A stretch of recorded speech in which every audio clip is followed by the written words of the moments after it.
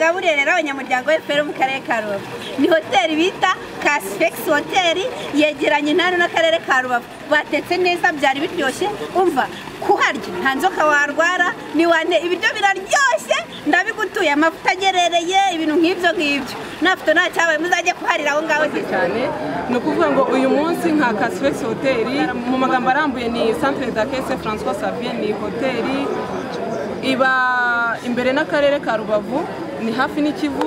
ni hoteli y'abapadiri dutanga serivisi zigiye zitandukanye harimo accommodation harimo restaurant and bar harimo catering service na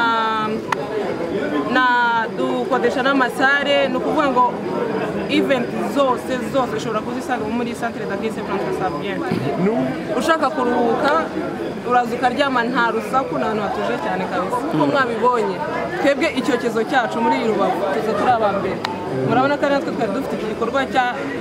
FPR Inkotanyi turashimira cyane na FPR Inkotanyi kuba batugiriye icyizere nka Casfex Hotel bakaduhikira mu kuba twabatekeye uyu munsi ngira ngo mwabibonye abantu bose bishimye yaba event ko yagenze ibyo kurya byose byari byiza cyane kabisa